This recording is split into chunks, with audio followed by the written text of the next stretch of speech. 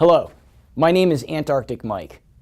I've spent 20 years in the corporate recruiting and executive search business, working with companies like MetLife, Nordstrom, FedEx, and many others to help them find great people. I've taught recruiting seminars to managers and leaders across the United States and Canada. Now my focus is helping these companies to keep great people. How I do this is what makes me different and explains the story behind my name. Today I'm a professional speaker, an avid endurance athlete, and a raving fan of the Antarctic. I've read more than 100 books on the subject, have traveled there twice, running multiple marathons, including a 100-kilometer ultra-marathon on an ice shelf in the middle of nowhere, 600 miles from the South Pole.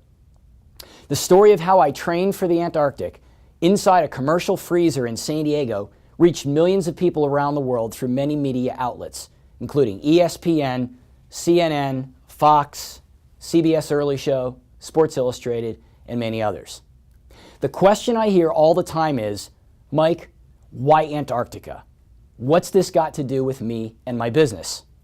These are good questions.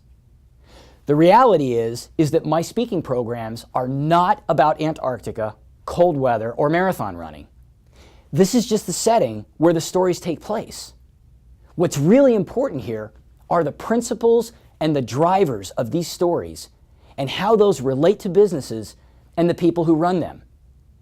I remember reading my first polar expedition story, and I saw how a group of men intentionally went into a place where no one had ever been and tried to accomplish something that no one had ever done or even dared to try. I was amazed by the courage and the character of these men. Think of the conditions that they were in. 50 to 100 below zero, wind speeds in excess of 100 miles an hour, constant loneliness, little to no visibility, and an endless horizon of white that led to nowhere. When I read these stories, I instantly saw how every single day successful companies and successful people are facing the same conditions. They're going into uncharted territories. They're trying to create new products and services that no one has ever created before. And they're operating in conditions that are similar to those that you find in the Antarctic, where you've got many obstacles, forces, and other factors that are a constant threat to you and your success. Do you see the parallels? You see, most of the challenges in the Antarctic, like the challenges we face today, are mental and come down to one thing, and that's conditioning. This is the basis for my newest program I call Be Expedition Ready. It's designed to give you a step-by-step process to help you and those you work with to be better conditioned to face the obstacles, challenges, and constant changes that you face every single day, just like the Antarctic explorers did 100 years ago. Let me ask you this question. If you and your people were better conditioned to withstand some of the elements that I just described, how would that impact you and your business? If everyone on your team, from the entry-level folks to your sales team, your management staff, and to your corporate executives, raised their level of engagement, their passion for the job, were more disciplined, had sharper focus, and executed better, wouldn't that improve your results and create more opportunities to grow? Every single one of us, the teams that we work with and the companies that we work for, has our own Antarctica to conquer. The question is, are we ready? Let me give you a sample point from my program, Be Expedition Ready. And that is this: you got to be smart. If you look at the photo behind me, one of the things that you notice is you see a bunch of guys on the ice playing soccer. And in the background, you see a ship. The point of this photo and how this relates to better business performance is this: you've got to take control of the factors that you can control and let all the others go.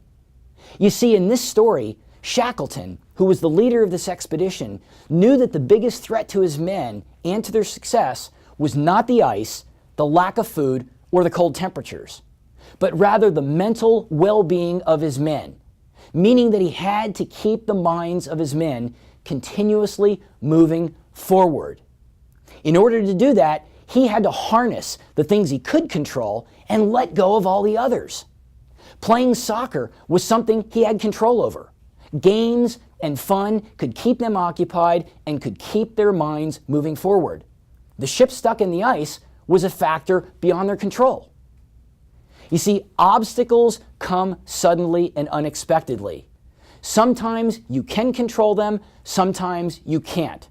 Crevasses are another example in the Antarctic. They're everywhere.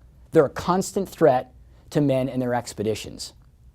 My question for you, for your team and your company is this: what are the crevasses on your horizon? What are the ships that are stuck in your ice field? What are the factors that you can control? Have you taken hold of them and let the others go? You see, taking control and hold of only the factors that you can impact and letting go of everything else is one of the smartest things you can do for yourself and for your people. This is one example from several points in my program. Now, you say, Mike, this sounds really great. I can see how this would really help me and my team to be more focused, more disciplined, more productive, and to be expedition ready. How do I learn more? Well, go to my webpage, antarcticmike.com. You can also reach me through my LinkedIn profile. There are plenty of videos there and SlideShare material you can preview and get all my contact information. You can also see additional material on my YouTube page. Just key in Antarctic Mike in the search bar, and you can't miss me. I look forward to addressing your organization and helping you and your team be expedition ready in the near future. Thank you.